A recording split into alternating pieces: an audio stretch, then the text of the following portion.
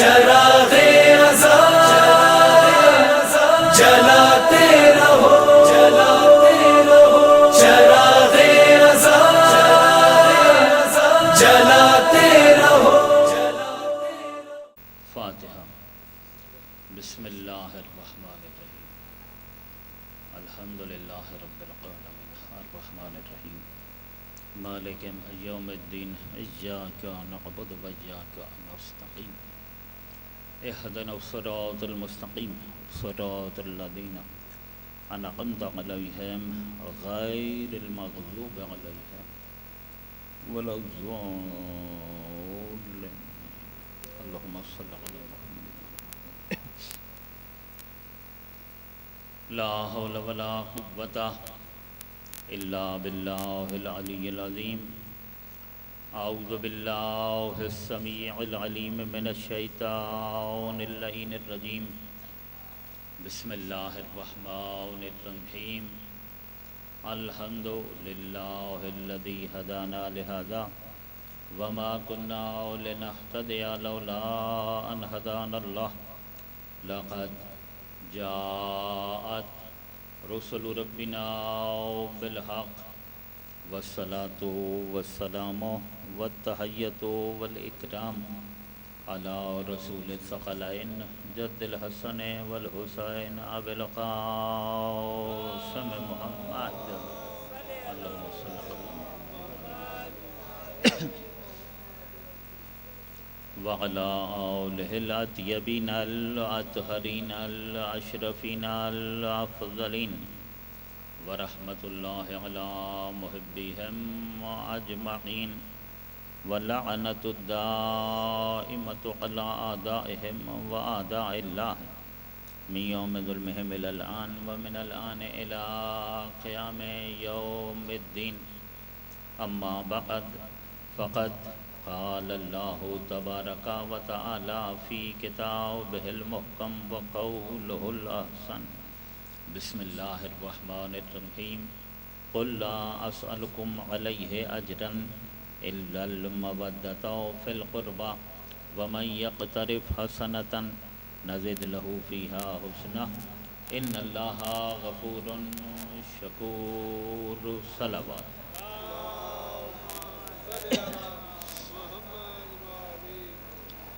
عزیزان گرامی قدر، 11 صفر کو یہ عشرہ اربعین کی مجالس میں فلسفہ وجوب مودت اہل بیت کے عنوان پر جو سلسلہ سخن شروع ہوا وہ آج اپنے 7ویں مرحلے میں داخل ہو رہا ہے۔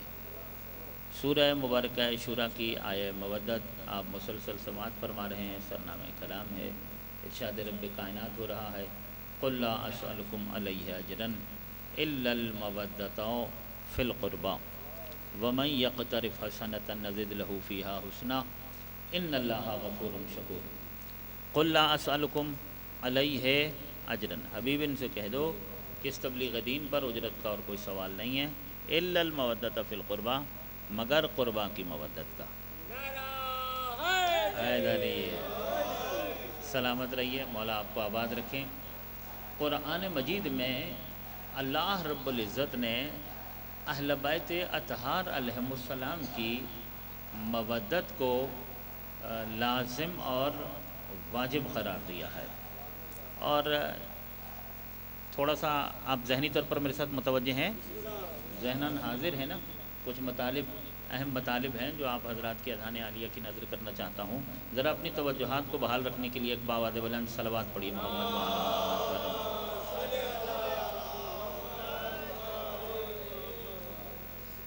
اسی کے ساتھ اگر تھوڑا سا اپنا قرب بھی بخش دیں، آپ صاحبان تو ادھر ہی آ جائیں، اوپر ہی تو بہت اچھا ہے، اور آپ بھی جتنے آگے آ سکتے ہیں اس میں، اور جو لوگ پیچھے ہیں ذرا مہربانی فرمائیں آگے آگے تشریف لے آئیں۔ بہت شکریہ آپ سب کا، بڑی مہربانی۔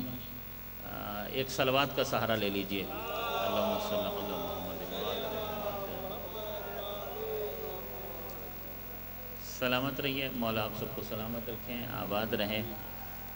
عزیزان گرامی قدر، خداوند عالم نے اہل بیت اطہار علیہ السلام کی مودت کو واجب قرار دیا۔ پہلے یہ سن لیں کہ یہ واجب ہے کیسے۔ اہل بیت کی جو مودت ہے یہ واجب ہے تو یہ کس طرح واجب ہے، کیونکہ کچھ لوگوں کا خیال یہ ہے، یہ نظریہ یہ ہے، بلکہ عالم اسلام کے مسلمانوں کی جو اکثریت ہے وہ یہ نظریہ رکھتی ہے کہ اہل بیت سے محبت کرنا ایک اچھا کام ہے، ایک نیک عمل ہے، اگر کر لیں تو اس پر ثواب ہے، نہیں بھی کریں تو خیر ہے نا۔ عالم اسلام کے مسلمانوں کی بہت شکریہ۔ قبلہ عرفانی صاحب تشریف لائے ہوئے ہیں، ذرا ان کے بابرکت وجود کی آمد پر بھی ایک صلوات پڑھیے محمد و آل محمد پر۔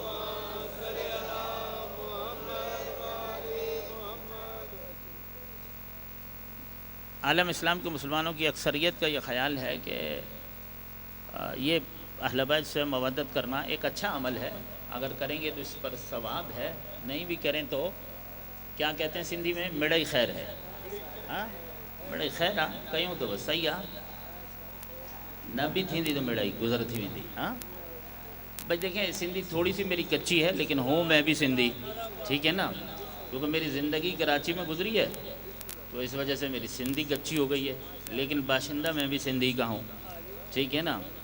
تو اس لیے میں آپ کے ساتھ سندھی میں پرائیویٹلی تو دوستوں سے بات کر لیتا ہوں جب آتے ہیں تو، اور مجلس بہرحال اب اس میں زبان ہماری اردو پہ چلی ہوئی ہے، میں اردو آسان کرتا ہوں اور بہت آسان کر کے۔ آیا اہل بیت سے مودت کرنا اچھا عمل ہے، نیک عمل ہے، نہیں کریں گے تو کوئی مسئلہ نہیں ہے، یا یہ اہل بیت سے مودت کرنا لازم ہے، واجب ہے؟ اس کا تھوڑا سا علمی طور پر ہم جائزہ لیتے ہیں، اسی آیت میں سے، اسی آیت سے تھوڑا سا پوچھتے ہیں۔ تو آیت کہتی ہے قُلْ لَا أَسْأَلُكُمْ عَلَيْهِ أَجْرًا إِلَّا الْمَوَدَّةَ فِي الْقُرْبَى۔ تو قل صیغہ امر کا ہے، اور عام طور پر پروردگار عالم نے جہاں پر بھی رسول اکرم کو قل کہا ہے وہ باتیں ہیں کہ جو یا تو عقیدے سے تعلق رکھتی ہیں اور ان کا انکار کفر محض بن جاتا ہے، اور اگر ان کا فروع سے تعلق ہو بھی، شریعت سے تعلق ہو بھی، تو وہ کام واجبات میں شامل ہوتے ہیں۔ تو امر کے صیغے کے ساتھ حکم آ گیا، تو ایک تو لفظ قل نے بتایا ہے کہ اہل بیت سے مودت کرنا مستحب نہیں ہے، خالی ایک نیک عمل نہیں ہے، بلکہ یہ ایک واجب ہے۔ دوسرا قل لا اسألکم علیہ اجرن، اس میں جو لفظ ہے اجر، یہ لفظ اجر نے ہمیں بتایا ہے کہ اہل بیت سے مودت کرنا مستحب نہیں بلکہ واجب ہے۔ اس کے لیے لمبی چوڑی دلیلوں کی ضرورت نہیں ہے، ہر بندہ جانتا ہے کہ صدقہ دینا مستحب ہوتا ہے، ہدیہ دینا مستحب ہوتا ہے، خیرات دینا مستحب ہوتا ہے، انعام دینا مستحب ہوتا ہے، تحفہ دینا مستحب ہوتا ہے، مگر اجرت مستحب نہیں ہوتی، اجرت واجب ہوتی ہے۔ اجرت جو ہوتی ہے، اجرت کبھی مستحب ہوئی ہے؟ اجرت واجب ہوتی ہے، اس کے لیے دلیل کی ضرورت نہیں ہے، یہ دوسرے کا وہ حق ہے کہ جس کو ادا کرنا آپ پر لازم و واجب ہے۔ تو دو چیزیں اسی آیت میں سے ہیں، ایک لفظ قل نے بتایا کہ اہل بیت سے مودت واجب ہے، دوسرا لفظ اجرن نے بتایا کہ اہل بیت کی مودت واجب ہے۔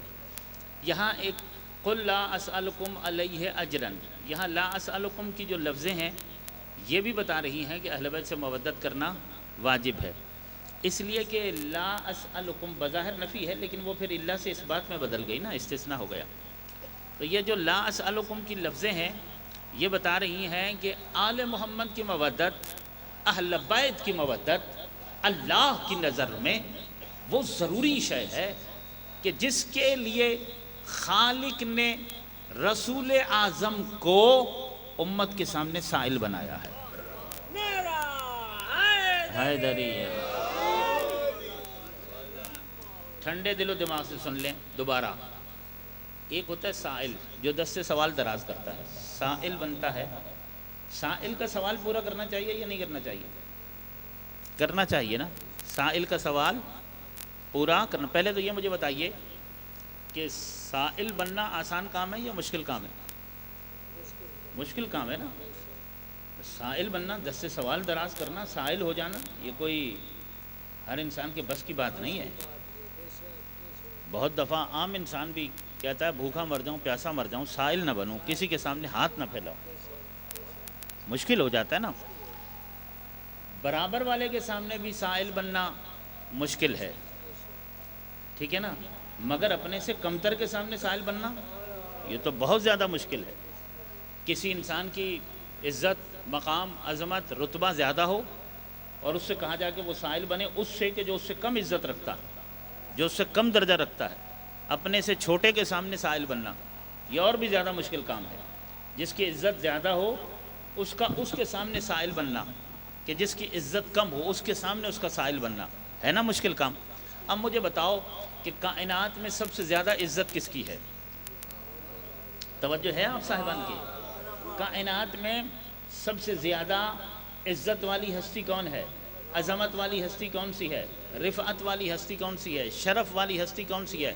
تو اس میں کوئی شک نہیں کہ اللہ کے بعد پوری کائنات میں سب سے زیادہ عزت و عظمت والی ہستی سرکار دو عالم ہے، نبی مکرم ہے، رسول دو جہاں ہیں، ٹھیک ہے نا، جو سید الانبیاء ہیں، امام الانبیاء ہیں۔ اللہ نے رسول اعظم کو نبی الانبیاء بنا کر، امام الانبیاء بنا کر، سید الانبیاء بنا کر، سلطان انبیاء بنا کر، سید المرسلین بنا کر، طٰہٰ اور یاسین بنا کر، رحمت للعالمین بنا کر، مزمل بنا کر، مدثر بنا کر، بشیر بنا کر، نذیر بنا کر، سراج منیر بنا کر، عقل اول، خلق اول، نور اول، علم اول، وجود اول، وجہ تخلیق کون و مکان بنا کر، باعث تخلیق ارض و سما بنا کر، مصداق الاولاق لما خلقت الافلاق بنا کر کہ اے مصطفیٰ اگر تجھے خلق کرنا مقصود نہ ہوتا تو نہ بر و بحر ہوتے، نہ خشک و تر ہوتے، نہ حجر و شجر ہوتے، نہ دریا و سمندر ہوتے، نہ خضر و سکندر ہوتے، نہ ارض و سما ہوتی، نہ ہوا و فضا ہوتی، نہ دشت و صحرا ہوتے، نہ بہتے ہوئے دریا ہوتے، نہ دریاؤں میں موجوں کی روانی ہوتی، نہ بادلوں سے برستا ہوا پانی ہوتا، نہ دن کا اجالا ہوتا، نہ رات کا تاریک پردہ ہوتا، نہ شام و سحر ہوتے، نہ لیل و نہار ہوتے، نہ شب و روز ہوتے، نہ بدلتے ہوئے موسم ہوتے، نہ جمادات ہوتے، نہ نباتات ہوتے، نہ حیوانات ہوتے، نہ حشرات ہوتے، نہ موجودات ہوتی، نہ مخلوقات ہوتی، نہ چاند میں چاندنی ہوتی، نہ سورج میں روشنی ہوتی، نہ فلک پہ ستاروں کی سجاوٹ ہوتی۔ حیدری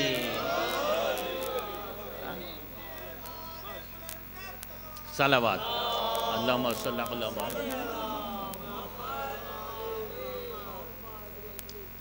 تو اللہ کے بعد سب سے افضل ذات مصطفیٰ کی ہے، ٹھیک ہے نا۔ سرکار دو عالم کی وجہ سے اللہ نے زمین کا فرش بچھایا، آسمان کا شامیانہ لگایا، کائنات خلقی، پھر عالم رنگ و بو جو کچھ بھی ہے یہ سب سرکار دو عالم کی وجہ سے ہے۔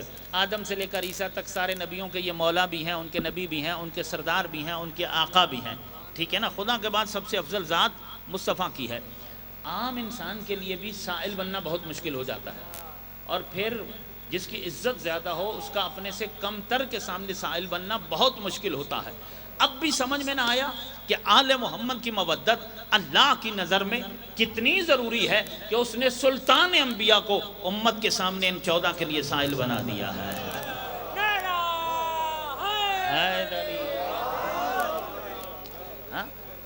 اللہ نے سلطان انبیاء کو ان 14 کی مودت کی خاطر امت کے سامنے سائل بنایا ہے۔ کیا بنایا ہے؟ سائل بنایا۔ اب بتائیے سائل کا سوال پورا کرنا چاہیے یا نہیں کرنا چاہیے؟ سائل اگر 10 سے سوال دراز کرے تو سائل کا سوال پورا کرنا چاہیے یا نہیں کرنا چاہیے؟ صلوات پڑھ لیں محمد وآل محمد پر۔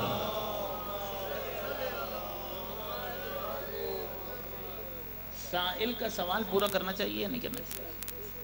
تو قرآن تو یہ کہتا ہے کہ ہر سائل کا سوال پورا کرو، چاہے سائل کوئی عام سا انسان ہو، عام مسلمان ہو، کوئی حقیر فقیر مسکین آدمی ہو، آپ سے کوئی 1 روپیہ مانگے، 10 روپیہ مانگے، کوئی مالی مدد مانگے، کوئی ایک ٹائم کا کھانا مانگے، کوئی اس کا کوئی عقیدہ مذہب تقوی پوچھنے کی ضرورت نہیں ہے، ٹھیک ہے نا۔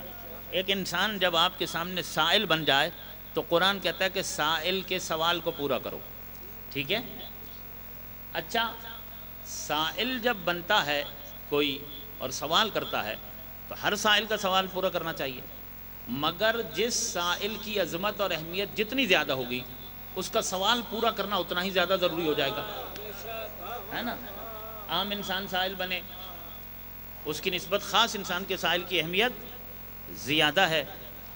کوئی عالم سائل بن جائے، کوئی بڑا عالم بن جائے، کوئی ولی خدا سائل بن جائے، ٹھیک ہے نا۔ کوئی با تقوی انسان، کوئی عارف باللہ انسان، کوئی فنا فی اللہ انسان سائل بن جائے، تو جتنی بڑی ہستی سائل بنے گی اس کا سوال پورا کرنا اتنا ہی زیادہ ضروری ہو جائے گا، ٹھیک ہے نا۔ عام سے سائل کے لیے قرآن کہتا ہے وَأَمَّا السَّائِلَ فَلَا تَنْهَرْ، کہ دیکھو کبھی کسی سائل کو جھڑکنا نہیں۔ ہاں یہ قرآن کہہ رہا ہے وَأَمَّا السَّائِلَ فَلَا تَنْهَرْ، دیکھو تم کسی سائل کو ڈانٹ نہیں سکتے ہو، جھڑک نہیں سکتے ہو، بے رخی نہیں برت سکتے ہو۔ اس کا مطلب کیا ہے کہ پہلی کوشش یہ کرو کہ سائل کا سوال پورا کرو، اور اگر کسی بھی اعتبار سے استطاعت نہیں رکھتے ہو سوال پورا کرنے کی تو کم از کم اس کی عزت کو مجروح نہ کرو، عزت نفس کو، ہاں اس کے احترام کو ملحوظ نگاہ رکھو، اس کی عزت نفس مجروح نہ ہونے پر۔ اچھا یہ فلا تنہر، لا تنہر نہیں ہے، جیسے امر وجوب پر دال ہوتا ہے تو نہیں حرمت پر دال ہوتی ہے۔ اگر کسی کام سے روکا جائے، نہیں اللہ کہے یا رسول کہیں یا معصوم کہیں تو یہ حرمت پر دال ہوتی ہے۔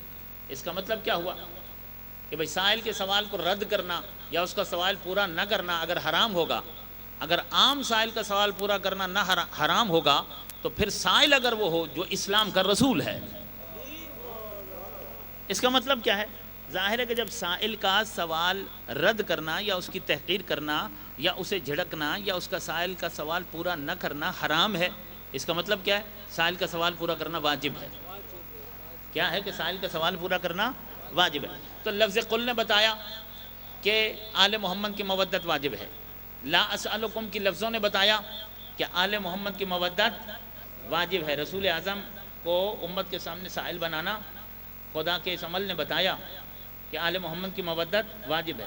پھر لفظ اجرن، اہل بیت کی مودت کو جو اللہ نے رسول اعظم کی اجرت بنایا، اس لفظ اجرت نے بتایا کہ آل محمد کی مودت کیا ہے؟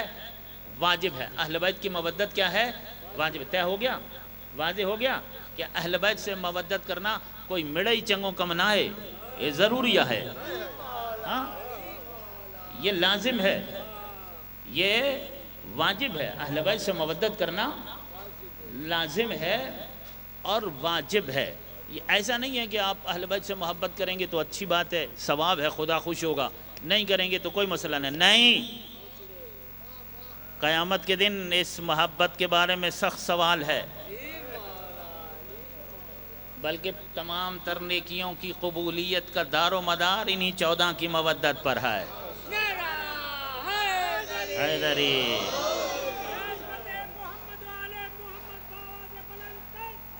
صلوات اللہم صلی اللہ محمد وآل محمد۔ ویسے بہت بہتر ہوتا کہ دونوں عزائے سید و شہداء ہیں، مجلس بھی اور ماتم بھی، تو یا ہم سب مل کے پہلے ماتم کر لیتے یا پھر ہم سب مل کے پہلے مجلس کر لیتے، اور ہمیں ایک کام پہلے کرنا چاہیے تھا اور ایک کام بعد میں کرنا چاہیے تھا۔ کبھی کبھی ہم لوگ ان چیزوں کا خیال نہیں رکھتے، یہ زیادہ اہم ہے۔ ماتم وہ اپنی جگہ بہت اہم، اور فرش ادا یہ اپنی جگہ بہت اہم۔ ظاہر ہے کہ فرش ادا پر جب خود حسین کی ماں آ جاتی ہیں اور معصوم ہستیاں آ جاتی ہیں تو پھر فرش ادا پر بیٹھنا ضروری ہو جاتا ہے۔ ایک صلوات پڑھیے محمد وآل محمد پر۔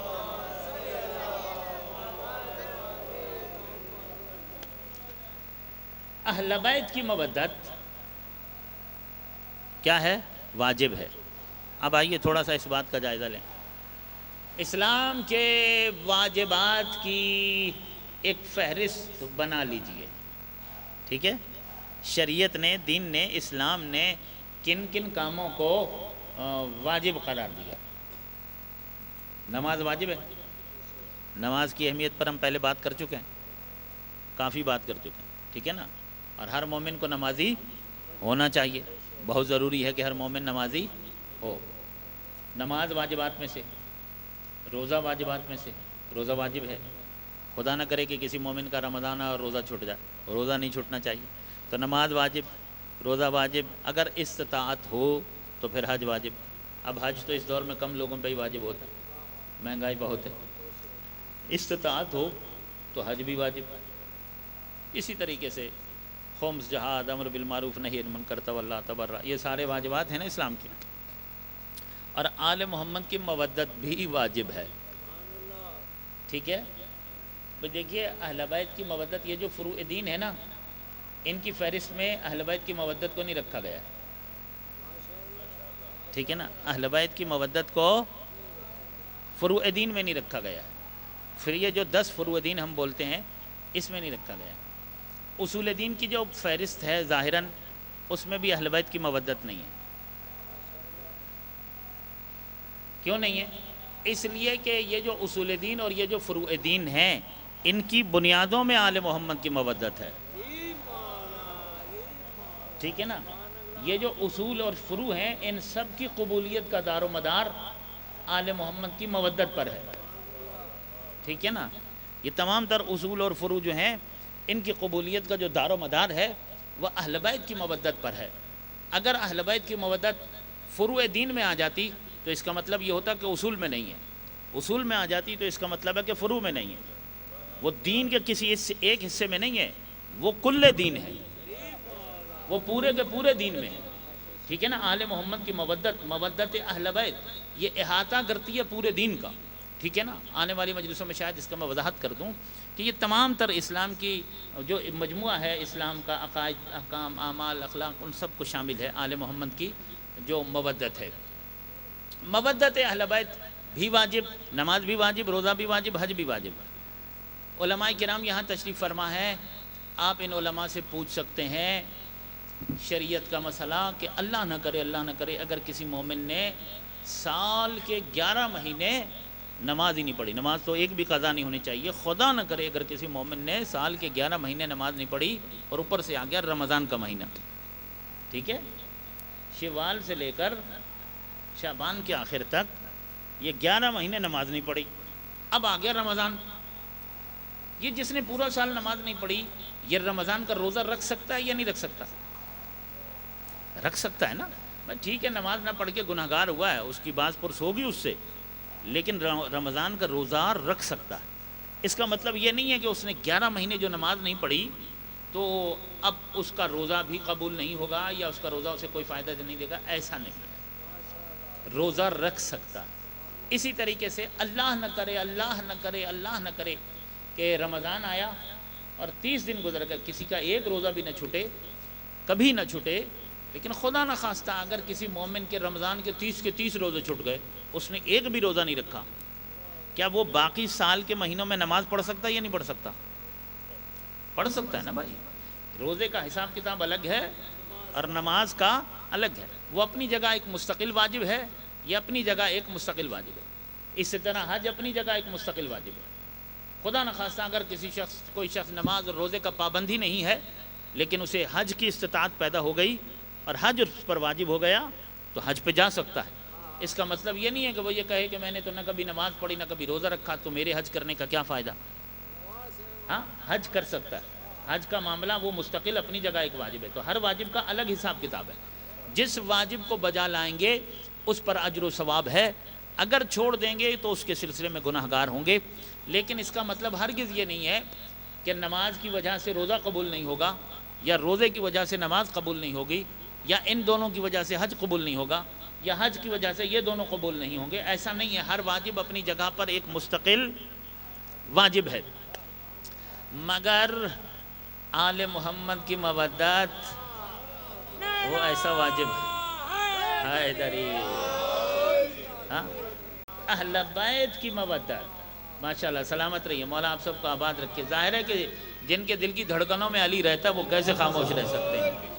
یہ حق ہے، یہ جو آپ بولتے ہیں یہ حق ہے، یہ آپ کے اختیار میں نہیں ہوتا، اس لیے کہ بات علی کی ہو، بات آل محمد کی ہو تو جن کے دلوں میں 14 رہتے ہیں وہ چپ رہ ہی نہیں سکتے ہیں، وہ خاموش رہ ہی نہیں سکتے ہیں، اور ظاہر سی بات ہے حیدری، یا علی، ماشاءاللہ ماشاءاللہ۔ بھائی دیکھیں ایسے نہیں، میں نعرہ لگاتا ہوں اور دونوں ہاتھ بلند کر کے ذرا بہترین جواب دیجئے پوری طاقت کے ساتھ، نعرہ حیدری، حیدری، حیدری۔ میں ایک ٹائم کھانا کھا کے اس طرح کا نعرہ لگا رہا ہوں تو جو تینوں ٹائم کھا رہے ہیں وہ تو ذرا زیادہ طاقت کے ساتھ لگا سکتے ہیں، ہاں، زیادہ اچھا نعرہ جو ہے۔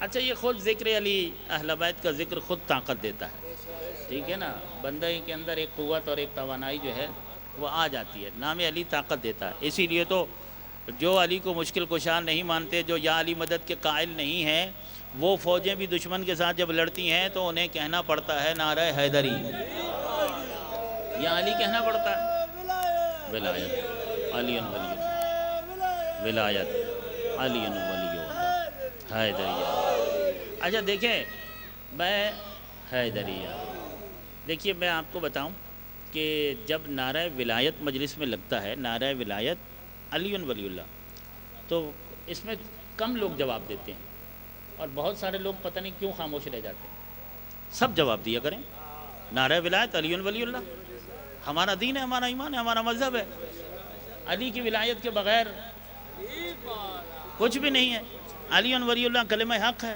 اس سے بڑا کیا کلمہ حق ہو سکتا ہے؟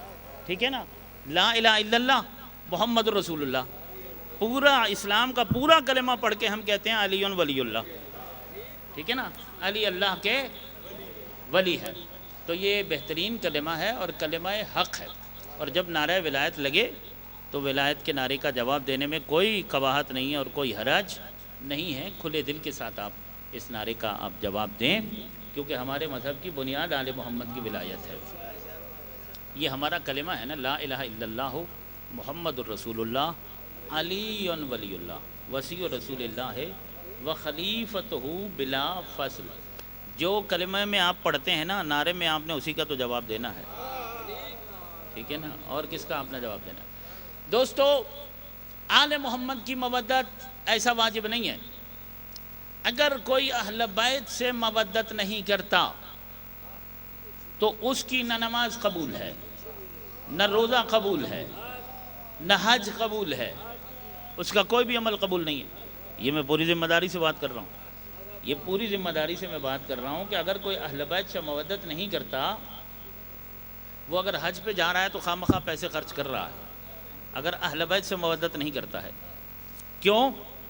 بہت سادہ طریقے سے آپ کی خدمت میں عرض کروں کہ یہ آیت خود بتا رہی ہے کہ قُلْ لَا أَسْأَلُكُمْ عَلَيْهِ أَجْرًا، آل محمد کی مودت رسول اعظم کی اجرت ہے۔ کیا ہے؟ اللہ نے اہل بیت کی مودت کو رسول اعظم کی اجرت بنا کر اس واجب کو وہ واجب قرار دیا ہے کہ جس واجب کو ادا کیے بغیر کوئی واجب قبول ہی نہیں ہو سکتا ہے۔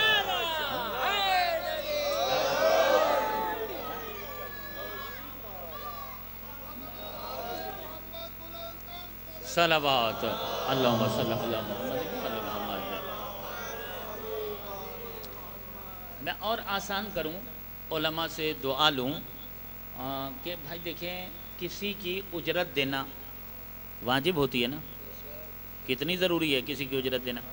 اگر کوئی بندہ کسی بندے کی اجرت کو غصب کر لے تو چاہے یہ نمازی ہو، چاہے یہ روزہ دار ہو، چاہے یہ حاجی ہو، اب بتائیے کہ یہ غاصب جنت میں جائے گا یا دوزخ میں جائے گا؟ ہاں، عالم اسلام کے سارے مسلمانوں سے پوچھ کے بتائیے کہ ایک شخص پابندی سے نماز پڑھتا ہے، پابندی سے روزہ رکھتا ہے، پابندی سے حج کرتا ہے، حیدری یا علی یا علی یا علی، ٹھیک ہے بھائی، دیکھیے پابندی سے یہ سارے کام کرتا ہے۔ ایک آدمی نماز پڑھ رہا ہے، روزہ رکھ رہا ہے، حج کر رہا ہے، یہ کام سارے پابندی سے کر رہا ہے، مگر اس نے کسی کی اجرت غصب کر لی ہے، کسی عام آدمی کی اجرت غصب کر لی ہے۔ اب یہ تو غاصب ہے، جب تک اپنا معاملہ اس دنیا میں کلیئر نہ کرے، اسی حالت میں اگر مر جائے، ہاں اسی حالت میں اگر مر جائے، جو سمجھیں گے وہ ضرور دعا سے نوازیں گے، اسی حالت میں اگر مر جائے تو غاصب کے لیے دوزخ ہے، غاصب نے دوزخ میں جانا ہے۔ سب کو یہ سمجھ میں آتا ہے کہ ایک عام بندے کی اجرت کا اگر کوئی غاصب ہو جائے تو وہ دوزخ میں جائے گا، پھر اگر کوئی غاصب ہو جائے کائنات کے رسول کی اجرت کا،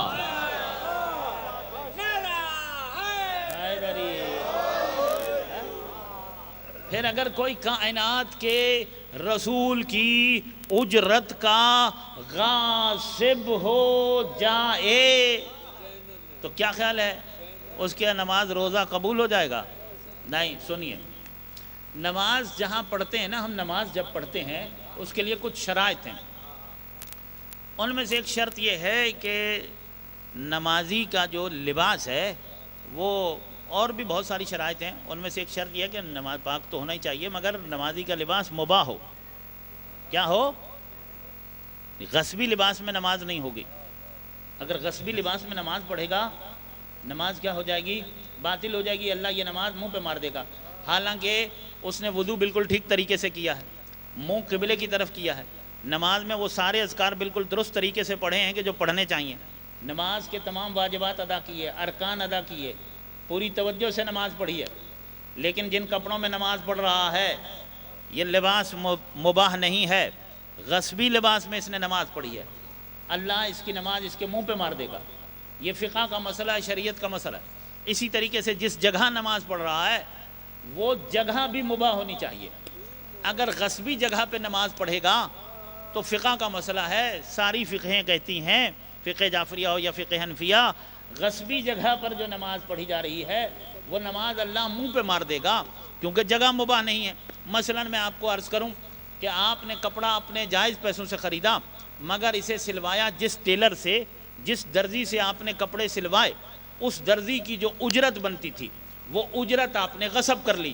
اب اللہ کہتا ہے کہ یہ لباس مباح نہیں رہا، کیونکہ تم ایک درزی کی اجرت کے غاصب ہو گئے ہو۔ جب غاصب ہو گئے ہو تو یہ نماز اللہ تمہارے منہ پہ مار دے گا۔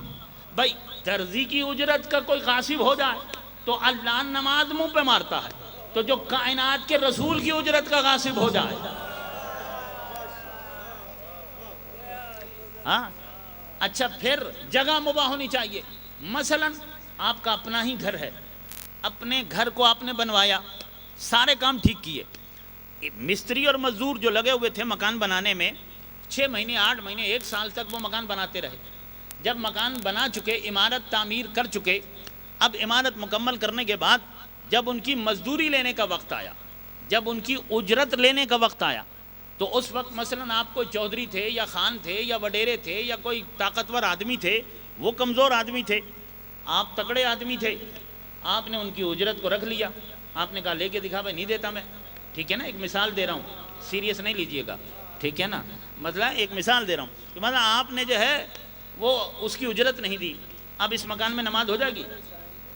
کیونکہ یہ جو آپ کا مکان ہے، اس کا جو معمار ہے، اس عمارت کو جس نے تعمیر کیا ہے، چونکہ اس کی اجرت غصب کر لی ہے، لہٰذا اللہ کہتا ہے اب جو نماز پڑھو گے اس گھر میں، اس عمارت میں، اس فرش پر، وہ تمہارے منہ پہ مار دوں گا، ٹھیک ہے؟ یہ بالکل واضح مسئلہ ہے۔ اب میں نے کیا بات کہی ہے؟ میں نے یہ بات کہی ہے کہ اگر کوئی آل محمد سے مودت نہ کرے، کیونکہ مودت ہے، بہت بڑی بات کہنے جا رہا ہوں، یہاں مجھے آپ کی پوری توجہ چاہیے، کیونکہ اہل بیت کی مودت ہے رسول اعظم کی اجرت۔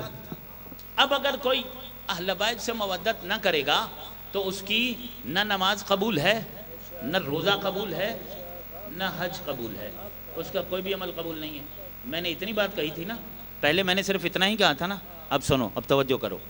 کیوں بھائی صرف نماز کیوں قبول نہیں ہے؟ کہ رسول صرف نماز دینے کے لیے آئے تھے؟ کہ رسول نے صرف روزہ دیا؟ کہ رسول نے صرف حج دیا؟ سچ پوچھو تو جو آل محمد سے مودت نہ کرے اس کا کلمہ بھی قبول نہیں ہے۔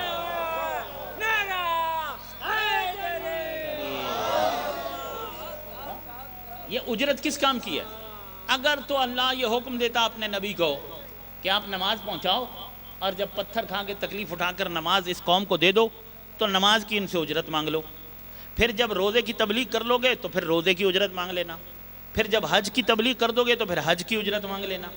اگر ایک عمل کی اجرت ہوتی آل محمد کی مودت، پھر وہی عمل رد ہو جاتا، ٹھیک ہے نا، جس کی اجرت تھی اہل بیت کی مودت، پھر صرف نماز رد ہوتی یا روزہ رد ہوتا یا حج رد ہوتا، کہ جس ایک عمل کی یا آل محمد کی مودت اجرت تھی وہی رد ہوتا۔ مگر آل محمد کی مودت اجرت ہے پورے اسلام کی۔ اللہ کے رسول نے جو دین دیا ہے اس پورے دین کی اجرت ہے آل محمد کی مودت۔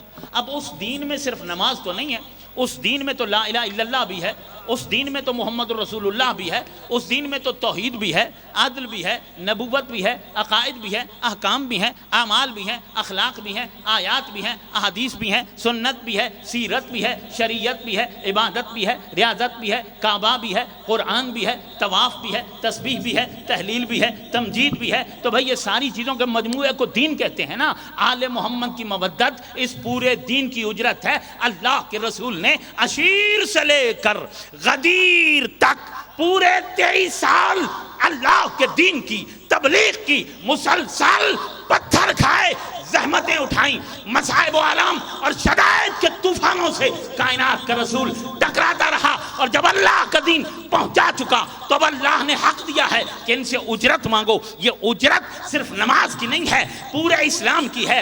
رسول معمار ہے عمارت اسلام کا، عشیر سے لے کر غدیر تک عمارت اسلام کے ہر پتھر کو کائنات کے نبی نے اپنے دستے نبوت سے نصب کیا ہے۔ اب اگر کوئی رسول کی اجرت نہیں دے گا تو ایک نماز نہیں، اللہ پورا اسلام ہی منہ پہ مار دے گا۔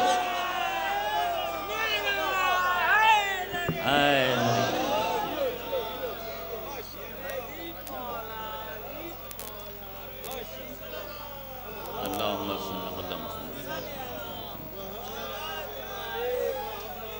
حیدر یا علی یا علی مدد علی مولا علی مولا۔ بھائی دونوں ہاتھ بلند کر کے جواب دیا کریں، بلند ترین نعرہ لگائیں،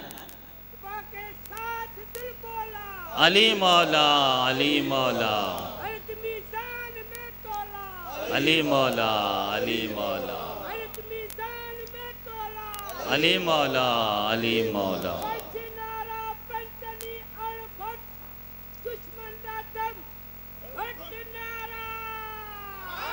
حیدری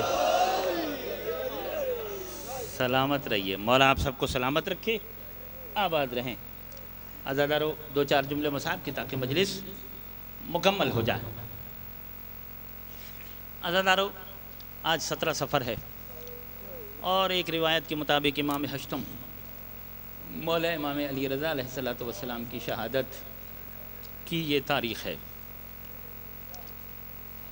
ہر بہن کو بھائی سے بڑی محبت ہوتی ہے۔ بہن اور بھائی کا رشتہ بڑا عجیب رشتہ ہے۔ بہنوں کو بھائیوں سے بہت محبت ہوتی ہے، بھائیوں کو بہنوں سے بہت محبت ہوتی ہے۔ مگر کائنات میں 3 بہنیں ایسی گزری ہیں کہ انہوں نے جس طرح اپنے بھائیوں سے محبت کی ہے اس کی مثال نہ ماضی میں ہے اور نہ قیامت تک مل سکتی ہے۔ ان میں پہلی بہن کون سی ہے؟ وہ شریکت الحسین، بطول زادی، حسین کے حصے کی بہن۔ مخدومہ عالیہ نے اپنے حصے کے بھائی حسین سے شدید ترین محبت کی ہے، شدید محبت ہے، اتنی شدید محبت کہ جب جناب عبداللہ کے ساتھ جناب امیر المومنین نے اپنی اس دختر کا عقد کیا ہے تو ملکہ شرم و حیا کو اپنے بابا سے کہنا پڑا کہ بابا عبداللہ سے ایک بات کہہ دیجئے کہ میں حسین کے بغیر نہیں رہ سکتی ہوں۔ عبداللہ سے کہہ دیجئے کہ پوری زندگی میں روزانہ کی بنیاد پر مجھے حسین کے ساتھ کم از کم دن میں 1 بار ملاقات کا ضرور موقع ملنا چاہیے۔ یہ شرط رکھوائی گئی، مولا امیر علیہ السلام کی طرف سے یہ شرط رکھی گئی کہ میری زینب نہیں رہ سکتی ہے حسین کے بغیر۔ کتنی شدید محبت ہے زینب کو حسین سے۔ جب یزید پلید نے ولید کو خط لکھا اور کہا کہ میرے لیے حسین سے بیعت لو، اور اس نے قاصد کو بھیجا کہ جاؤ حسین کو بلا کر لے آؤ، یہ خط آنے کے بعد رات کے اندھیرے میں، رات کے تاریک پردے میں اس کا قاصد آیا اور یہ پیغام لے کر آیا کہ حاکم نے آپ کو بلایا ہے۔ تو حسین جب بہن سے رخصت ہو کر گئے تھے نا، بہنوں کے دل ذرا دیکھیے، ایک مرتبہ بطول زادی نے کہا کہ بھیا حسین، یہ کوئی سرکاری دفتر کا ٹائم تو نہیں ہے، کاروبار حکومت دن میں چلتا ہے، سرکاری دفتر دن میں کھلتے ہیں، وہ زمانہ یہ زمانہ تو نہیں تھا نا، یہ رات کے اندھیرے میں آپ کو بلا رہا ہے، میرا دل مطمئن نہیں ہے، میرا دل مطمئن نہیں ہے۔ تو مولا نے کہا کہ نہیں، میں نے چونکہ وعدہ کیا ہے اس لیے میں جاؤں گا۔ تو علی کی بیٹی نے اپنے گھر کے صحن میں جہاں کھڑی ہوئی تھیں وہیں سے کھڑے کھڑے ایک مرتبہ کہا، عباس، علی اکبر، قاسم، اور میرے شیرو کہاں ہو؟ بطول زادی کی آواز پر 30 ہاشمی جوان آ گئے، سب سے کہا تمہارا اسلحہ کہاں ہے؟ اپنی تلواریں اٹھا کر لاؤ، حاکم نے بلایا ہے میرے بھائی حسین کو، میرا دل مطمئن نہیں ہے، ساتھ جاؤ۔ 30 ہاشمی جوانوں کو ننگی تلواروں کے ساتھ حسین کے ساتھ بھیجا، اپنے حصار میں لے کر جاؤ۔ اور دارالامارہ کے دروازے پر پہنچ کر حسین مولا نے سب کو باہر کھڑا کیا، اندر اکیلے گئے۔ حسین کو جتنی بھی دیر لگی حاکم مدینہ کے پاس، پلٹ کر جب واپس آئے، آدھی رات کا وقت تھا، زینب نے دروازے کی پشت سے جہاں سے بھائی کو رخصت کیا تھا، بھائی کے آنے تک بہن اسی جگہ کھڑی ہوئی تھی، ہاتھ یوں اٹھے ہوئے تھے، میرے مالک، میرے اللہ، میرے خالق، زمانے میں ظلم بڑھ گیا ہے، حاکم ظالم حاکم نے میرے بھائی کو طلب کیا ہے، میرے بھائی کی خیر ہو۔ جب تک حسین واپس نہیں آ گئے، بطول زادی کے ہاتھ دعا کے لیے اٹھے رہے اور زہرا زادی اسی جگہ پر کھڑی رہیں۔ جیسے ہی حسین مولا نے گھر کی دہلیز سے قدم اندر رکھا، بطول زادی نے بھائی کو دیکھا، کہا شکر میرے مالک، میرا بھائی خیریت سے آ گیا۔ یہ شدید محبت ہے۔ یا جب یہ کاروان چلا ہے مدینے سے مکہ پہنچا ہے اور پیچھے سے جناب عبداللہ آئے کوئی بات کہنے کے لیے، اور جناب زینب کو یہ محسوس ہوا کہ کہیں ایسا نہ ہو کہ عبداللہ مجھے واپس لینے کے لیے آئے ہوں، تو ایک مرتبہ علی کی بیٹی کی چیخ نکلی اور پہلے ہی سے کہہ دیا، عبداللہ کوئی بھی بات کر لینا، مجھے واپس جانے کے لیے نہ کہنا، اس لیے کہ زینب حسین کے بغیر زندہ نہیں رہ سکتی ہے۔ اتنی شدید محبت ہے بطول زادی کو اپنے حصے کے بھائی سے۔ دوسری بہن جس کو بہت شدید محبت ہے اپنے بھائی سے، وہ صغرا ہے، جسے اصغر سے بہت شدید محبت تھی۔ 28 رجب کو کاروان چلا تو صغرا نے علی اصغر کو گود میں لے لیا۔ بہن اور بھائی کا پیار تو دیکھو کہ بہن نے بھائی کے کان میں کچھ کہا، 6 مہینے کا علی اصغر ہے مگر اپنی بہن کے سینے سے چمٹ گیا، کلیجے سے چمٹ گیا۔ ہر بیوی آ رہی ہے، بلا رہی ہے، مگر علی اصغر بہن کا سینہ چھوڑنے کے لیے تیار نہیں۔ صغرا نے کیا کہا؟ علی اصغر سب مجھے اکیلا چھوڑ کر جا رہے ہیں، تو نہ جانا، تیری ہر خواہش پوری کروں گی، تجھے کھلاؤں گی، بہن اور بھائی ساتھ رہیں گے۔ آخر میں حسین مولا کو آنا پڑا تھا، علی اصغر کے کان میں کچھ کہا اور پھر علی اصغر بابا کے ساتھ ہو گئے۔ تیسری بہن جس کو اپنے بھائی سے شدید محبت ہے وہ ہے مولا علی رضا کی بہن معصومہ قم، جن کا نام فاطمہ ہے، فاطمہ بنت موسیٰ، 7ویں امام کی دختر ہیں، 8ویں امام کی بہن ہیں، نام فاطمہ ہے، معصومہ قم سے بہت معروف ہیں۔ قم میں ان کا مزار ہے اور ان کا روزہ ہے، مومنین جاتے ہیں اور زیارت کرتے ہیں۔ شدید ترین محبت ہے اپنے بھائی سے۔ کتنی شدید محبت ہے، کتنی شدید محبت ہے۔ جب محرم کا چاند نظر آتا تھا نا تو کربلا کے بعد 61 ہجری ہو گئی، کربلا ہو گئی، کربلا کے بعد جب بھی محرم کا چاند نظر آیا، ہر معصوم امام نے محرم کے چاند کا انتظار کیا، محرم کے چاند کا استقبال کیا، آنسوؤں کے ساتھ، اشکوں کے ساتھ، آہوزاری کے ساتھ، گریے کے ساتھ، فرش ادا بچھا کر ہر امام معصوم نے محرم کے چاند کا استقبال کیا۔ دابل خزائی ایک بہت بڑا مرثیہ گو شاعر تھا اس زمانے کا، مصائب کے بند کہتا تھا، مرثیے کہتا تھا، اور سال کا ایک مرثیہ اس کا ایسا ہوتا تھا جو مصائب سے بھرا ہوا ہوتا تھا، اور جب وہ محرم کا چاند نظر آتا تھا تو امام معصوم کی بارگاہ میں لے کر جاتا تھا اور امام کو جا کر سنایا کرتا تھا۔ 8ویں امام کا زمانہ تھا، دابل خزائی نے مرثیہ تیار کیا اور اس نے کہا کہ محرم کا چاند نظر آ گیا، امام ہشتم کی بارگاہ میں جاتا ہوں اور جا کر میں اپنا یہ مرثیہ سناتا ہوں۔ وہ 8ویں امام مولا علی رضا علیہ السلام کے گھر ان کے بیت الشرف تشریف لایا اور کہنے لگا کہ مولا آپ کے مظلوم دادا کے لیے سال کا نیا مرثیہ لے کر آیا ہوں۔ امام فرماتے ہیں میں بھی تمہارا انتظار کر رہا تھا۔ جب اس نے مرثیہ سنانا شروع کیا تو امام نے فرمایا ذرا ایک لمحہ رک جاؤ۔ امام نے اپنے خادموں کو حکم دیا کہ بیچ میں ایک پردہ کھینچا جائے۔ پردہ کھینچا گیا، امام نے فرمایا دونوں طرف فرش بچھایا جائے، مرد ادھر بیٹھ جائیں اور گھر کی مستورات پردے کے پیچھے بیٹھ جائیں۔ گھر کی مستورات پردے کے پیچھے بیٹھی، پردے کے پیچھے میرے 8ویں امام کے حصے کی بہن جناب معصومہ قم بھی آ کر بیٹھ گئیں۔ اب دابل خزائی نے مرثیہ پڑھنا شروع کیا مرثیے کے جو مصرے تھے اور جو اشعار تھے وہ انتہائی قیامت خیز تھے، مصائب اور درد سے بھرے ہوئے تھے، بہت زیادہ گریہ ہوا، آنکھیں اشکبار ہو گئیں، جتنے شرکائے مجلس تھے سب نے بہت زیادہ گریہ کیا۔ اور اس کے مختلف مصروں کا ترجمہ یوں بنتا ہے کہ وہ اپنے کسی مصرے میں جا کر یوں کہتا ہے کہ اے سیدہ، اے دختر رسول، اے مادر حسین، اے فاطمہ زہرا، آئیے ذرا جنت البقیع سے کربلا آ جائیے، اپنے حسین کا پرسہ لے لیجئے۔ اور کبھی یوں کہتا ہے کہ آئیے اے سیدہ کربلا، آئیے اپنے عباس کا پرسہ لے لیجئے۔ اور کبھی کسی مصرے میں جا کر وہ یہ کہتا ہے اے سیدہ کربلا میں آئیے اپنے علی اکبر کا پرسہ لے لیجئے، اے سیدہ کربلا میں آئیے قاسم کا پرسہ لیجئے، اے سیدہ کربلا میں آئیے 6 مہینے کے علی اصغر کا پرسہ لے لیجئے۔ اس کے مختلف مصروں کا یہ ترجمہ بنتا تھا، اس کا مرثیہ ختم ہو گیا۔ امام نے آخر میں جا کر کہا کہ دیکھو تمہارے جتنے اشعار تھے اور مصرے تھے وہ یہاں پر تمام ہو گئے، 2 مصرے اور میں بڑھاتا ہوں، امام حکم فرمائیے۔ امام نے 2 مصرے کہے، اس نے اپنے مرثیوں میں ان کا اضافہ کر دیا۔ مصرے کیا تھے؟ کہا ایک مرتبہ میری دادی سے یوں بھی کہو کہ اے سیدہ، اے فاطمہ زہرا، خراسان آ جائیے، اپنے ایک غریب الغربا بیٹے کا پرسہ لیجئے۔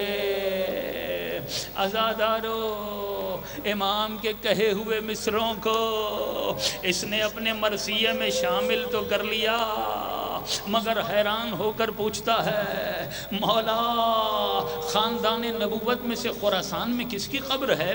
میرے علم میں تو ایسا کوئی نہیں ہے آل رسول میں سے کہ جس کی قبر خراسان میں ہو۔ آپ نے کس کے لیے یہ شعر شامل کروایا ہے؟ امام اپنی طرف اشارہ کرتے ہیں، کہتے ہیں وہ میں غریب ہوں، ابھی تو نہیں ہے مگر میری قبر بنے گی۔ عزادارو، غریب کی کئی قسمیں ہوتی ہیں۔ جس کے پاس علم نہ ہو وہ غریب العلم ہوتا ہے، جس کی عقل کمزور ہو وہ غریب العقل ہوتا ہے، جس کے پاس مال کم ہو وہ غریب المال ہوتا ہے، جس کے پاس جمال کم ہو وہ غریب الجمال ہوتا ہے، جو وطن سے دور ہو وہ غریب الوطن ہوتا ہے، اور جو ہر اعتبار سے جہاں غربتیں ڈیرا ڈالنے اسے غریب الغربا کہا جاتا ہے۔ غریب الغربا یعنی غریبوں کا غریب۔ تنہا لفظ غریب اگر عربی میں استعمال ہوگا نا تو اس کا مطلب ہوگا جو اپنے وطن سے دور ہے، اور جسے وطن سے دور موت آ جائے اسے کہا جاتا ہے غریب۔ امام غریب الغربا ہیں۔ خود امام سے جب پوچھا گیا کہ آپ کو غریب الغربا کیوں کہا جاتا ہے، آپ کو کیوں غریب الغربا کہا جاتا ہے، امام فرماتے ہیں کہ جتنے بھی معصومین ہیں نا ان کی قبریں تنہا نہیں ہیں، ان کے دائیں بائیں کوئی نہ کوئی موجود ہے۔ جنت البقیع میں چلے جائیں تو 4 معصوم ایک ساتھ آپ کو ملیں گے۔ نجف اشرف میں میرے دادا کے پاس چلے جائیں تو دائیں اور بائیں آدم اور نوح آپ کو مل پائیں گے۔ اسی طریقے سے میرے بابا موسیٰ کاظم کے پاس میرا بیٹا تقی جواد موجود ہوگا، حسن عسکری اور مولا نقی 7 قبریں ہوں گی۔ امام فرماتے ہیں میں وہ غریب ہوں، خاندان نبوت میں سے نہ میرے دائیں کوئی ہوگا نہ میرے بائیں کوئی ہوگا۔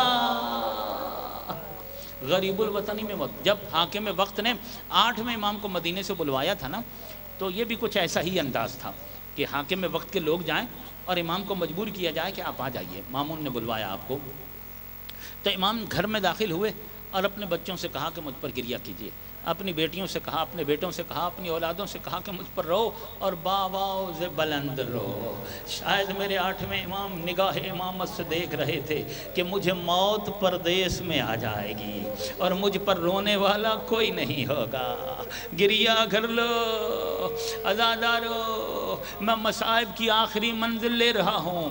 امام پہنچے، وقت گزرتا رہا، وہ وقت بھی آیا کہ جب حاکم نے یہ طے کر لیا کہ 8ویں امام کو زہر دے دیا جائے۔ اس نے زہر کس طرح دیا؟ امام نے پہلے ہی اپنے 2 خادموں کو بتا دیا۔ ایک خادم سے یہ کہا کہ دیکھ مجھے کل حاکم وقت بلائے گا، دوسرے حاکم سے کہا کہ دیکھو وہ انگوروں میں زہر ملائے گا اور کوشش کرے گا کہ مجھے وہ انگور کھلائے، اور اگر مجھے وہ انگور کھانا پڑ گئے تو واپس آنے کے بعد میری شہادت ہو جائے گی، اور دیکھو اس حجرے کے اندر میری لاش کو رکھ دینا، لوگ غسل دینا چاہیں گے کسی کو غسل نہ دینے دینا۔ میرا بیٹا آ جائے گا، جب میرا فرزند آ جائے گا نا اعجاز امامت سے مدینے سے، وہ کفن بھی میرا لے کر آئے گا، وہ مجھے غسل بھی دے گا، مجھے کفن بھی پہنائے گا، پھر ان لوگوں کو اجازت دے دینا کہ یہ میرا تابوت اٹھا لیں اور جہاں مجھے دفن کرنا چاہتے ہیں وہاں دفن کر دیں۔ یہی ہوا عزادارو۔ حاکم وقت نے بلایا، انگوروں میں زہر ملا ہوا تھا، وہ امام کو مجبور کیا کہ یہ انگور کھائیے۔ امام نے زہر آلود انگور کھائے، واپس آئے، حالت تبدیل ہو گئی، ہاں جسم کے اندر زہر اثر کر گیا، امام کی شہادت ہو گئی۔ امام کے کہے ہوئے الفاظ کے مطابق امام کے فرزند تشریف لائے، امام کو غسل بھی دیا، کفن بھی پہنایا، امام کی نماز جنازہ بھی پڑھ دی ہے۔ اس کے بعد وہ چلے گئے، لوگوں کو اجازت مل گئی کہ اب آ جاؤ اور جنازہ اٹھا سکتے ہو۔ حاکم وقت خود بھی آیا، آخری جملے عزادارو، حاکم وقت خود بھی آیا، وزراء بھی آئے، ججز بھی آئے، وکلاء بھی آئے، ہاں سرکاری نمائندے بھی آئے، عوام کی بھی بہت بڑی تعداد آئی۔ جنازہ بڑی شان سے اٹھا، ظاہراً جنازہ بڑی شان سے اٹھا ہے عزادارو۔ میں کہوں گا اے میرے مولا امام محمد تقی، آپ اعجاز امامت سے پہنچے، آپ نے اپنے بابا کو غسل بھی دیا، کفن بھی پہنایا، جنازہ بھی پڑھا۔ اس کے بعد آپ چاہے مدینے میں تھے یا طوس میں تھے، آپ کی نگاہ امامت یہ تو دیکھ رہی ہوگی نا کہ میرے بابا کا جنازہ کس شان سے اٹھ رہا ہے۔ لیکن ذرا پیچھے چلے جائیے، ہائے میرے چوتھے امام کی مظلومیات، میرے چوتھے امام بابا کے جنازے کے پاس سے گزر گئے ہیں۔ حسین کو نہ کوئی غسل دینے والا، نہ کوئی کفن پہنانے والا۔ ارے کبھی ایسا بھی ہوا ہے کہ بیٹا باپ کے پاس موجود ہو اور باپ کو غسل نہ دے سکے، باپ کو کفن نہ پہنا سکے، باپ کو دفن نہ کر سکے۔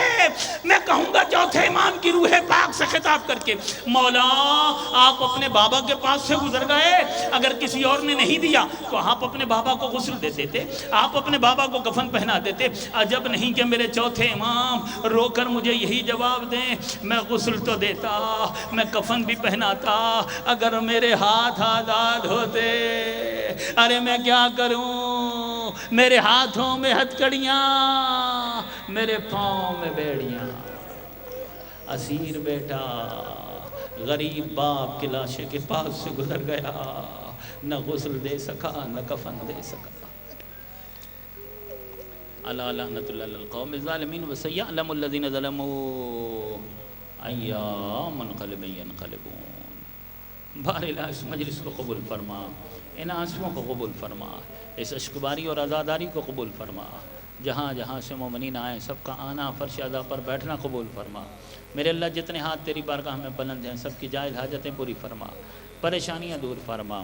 حیدرآباد کے نیک اور صالح پرہیزگار علماء حق کا سایہ یہاں کے مومنین پر طولانی فرما۔ مذہب اہل بیت ملت آل محمد کی حفاظت فرما، اسلام کا بول بالا فرما، عالم اسلام کو عالم کفر و نفاق پر غلبہ عطا فرما۔ انجمن امامیہ کے محترم اراکین کا یہ فرش عزا بچھانا قبول فرما، انہیں جزائے جزیل اجر کثیر عطا فرما، جلد از جلد اپنی آخری حجت کا ظہور فرما۔ اس مجلس اور ان تمام تر دعاؤں کی قبولیت کے لیے بآواز بلند صلوات۔